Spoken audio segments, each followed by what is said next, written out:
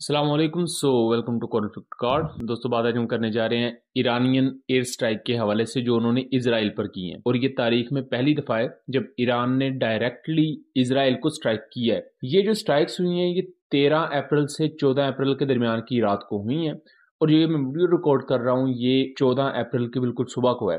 अभी तक की सिचुएशन कुछ यूं है कि ईरान ने स्ट्राइक्स कर दी हैं, उसके मुकाबले में किसी भी अभी कंट्री का ऑफिशियल स्टांस सामने नहीं आया, क्योंकि वाकया अभी ताज़ा ताज़ा हुआ है। अभी तक सिर्फ और सिर्फ अमेरिका और इसराइल की तरफ से इसको रिकग्नाइज किया गया है कि जी हाँ, ईरान ने हम पर अटैक किया है। और दूसरी तरफ इसराइल के इसके बारे में कुछ क्लेम्स हैं, ईरान भी कुछ अलग-अलग क्लेम्स कर रहा है और ईरान ने इसको रिपोर्ट किया है। उसके साथ साथ अरब कंट्रीज ने एक बहुत ही अहम फैसला किया है, उसको आगे चलकर हम जरा बात करते हैं। सबसे पहले तो हमें यह समझने की जरूरत है कि आखिर ऐसा क्या हुआ कि जो तारीख में इससे पहले कभी नहीं हुआ, ईरान को अब वो करना पड़ा है। ईरान पर इससे पहले भी मल्टीपल टाइम्स इजरायली अटैक्स हुए हैं, कभी इजरायली प्रोक्सीज के थ्रू, जैसा कि दाइश ने मल्टीपल अटैक्स किए ईरान पर, उसमें कई लोग ईरान की अपनी जान गंवा बैठे। इससे पहले एक सुसाइड ब्लास्ट भी बहुत बड़ा हुआ था, 2024 की बात है।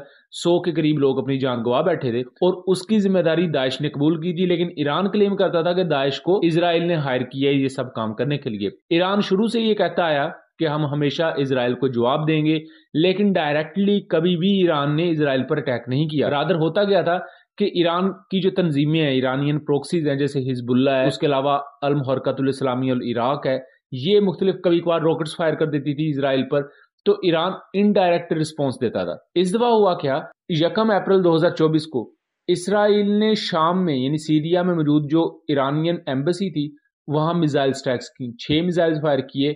और यहाँ ईरानियन IRGC के बड़े हाई रैंक जनरल और उनके इंटेलिजेंस पर्सनल जो थे वो अपनी जान गंवा बैठे। ये बहुत बड़ा लॉस था ईरान के लिए और ईरान फिर इस पर क्लेम करता है कि अब हम बदला जरूर लेंगे। 1 अप्रैल से लेकर 13 अप्रैल तक यही बातें चलती आई कि ईरान बदला लेगा, बदला नहीं लेगा।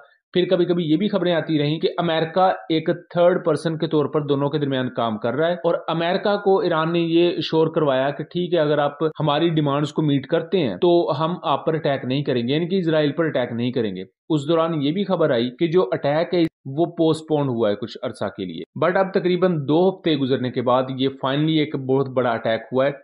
इसमें कहा जा रहा है कि मल्टीपल सैकड़ों ड्रोन्स यूज किए गए, कामिकाजी ड्रोन्स। उसके अलावा ईरान ने बैलिस्टिक मिसाइल्स तक को फायर किया है अटैक करने के लिए और उसकी वीडियोस भी काफी ज्यादा इस वक्त सोशल मीडिया पर वायरल हैं। लेकिन उनके साथ साथ कुछ लोग पुरानी वीडियोस को भी नई वीडियो के तौर पर पेश कर रहे हैं। अभी तक बात की जाए तो इन अटैक्स में इसराइल ये क्लेम करता है कि उन्होंने 200 के करीब जो ईरानियन ड्रोन्स हैं उनको इंटरसेप्ट कर लिया, यानी कि अपने टारगेट पर गिरने से पहले ही रोक लिया। लेकिन दूसरी तरफ जो वीडियोस इस वक्त आ रही है उनमें देखा जा सकता है कि मल्टीपल ड्रोन्स इंटरसेप्ट तो हुए हैं, यानी कि इसराइल ने उन्हें रोक तो लिया है, बट बहुत से ड्रोन्स ने अपने टारगेट्स को हिट भी किया है। इसी तरह एक इजरायली एयरबेस को भी डैमेज हुआ है जिसे इसराइल मान गया है। और इस एयरबेस के साथ साथ जो साउदर्न पार्ट है, इसराइल का जनूबी पार्ट, वहां भी काफी ज्यादा ये मिसाइल्स और ड्रोन्स हिट किए हैं। कैजुअलिटीज की अभी तक कोई ऐसा इतलात नहीं है कि कैजुअलिटीज कितनी हुई हैं, क्योंकि इजरायली गवर्नमेंट ये क्लेम कर रही है कि वो अभी इस पूरी सिचुएशन को असेस कर रहे हैं। इजरायली आर्मी इस वक्त ये कहती है कि जो एयरबेस पर ईरान ने स्ट्राइक की है उससे डैमेज जरूर हुआ है,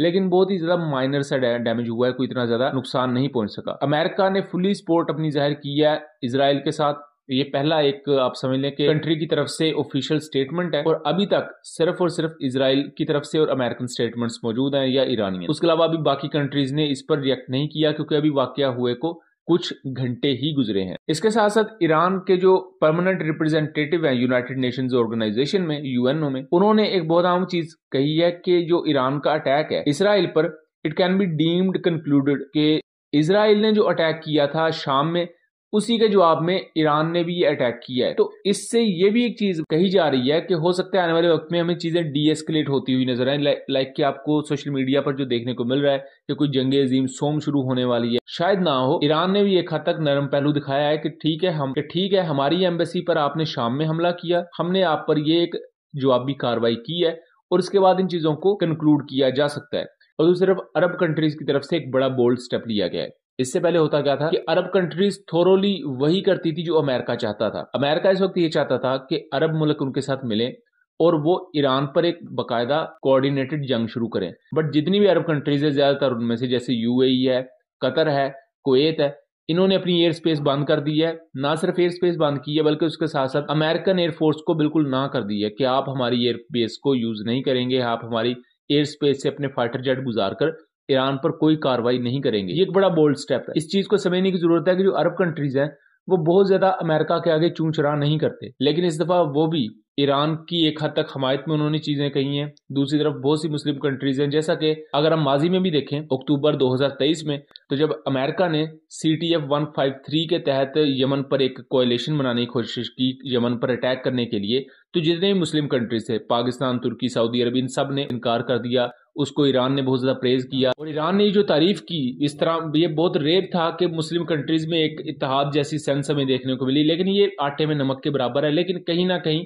एक बेहतर चीज जो कि अब अरब कंट्रीज ने भी दिखाई है कि उन्होंने बिल्कुल न्यूट्रल होने का इस पर इशारा दिया है कि वो किसी भी सूरत अमेरिकन एयरक्राफ्ट को अपनी सरजमीन यूज करने नहीं देंगे। अभी तक ये वो तमाम इंफॉर्मेशन थी जो कि पब्लिक डोमेन में आई है। इस पर जैसे जैसे मजीद इंफॉर्मेशन आएगी, मुख्तलिफ कंट्रीज का क्या रद्द अमल है, उस पर भी हम आपको अलग से वीडियोस बना देंगे। लेकिन अभी जब 14 अप्रैल की सुबह को ये अटैक कंडक्ट हुए हैं, उसको हुए अभी कुछ घंटे हुए हैं, तो सिर्फ अमेरिका का ही रिएक्शन हमारे सामने है। सो ये था एक एनालिसिस। उम्मीद करता हूँ चीजें क्लियर रही होंगी। वीडियो पसंद आई हो तो इसे ज्यादा से ज्यादा शेयर कीजिएगा एंड चैनल को सब्सक्राइब कीजिएगा। मिलेंगे अगली वीडियो में, तब तक के लिए अल्लाह हाफिज।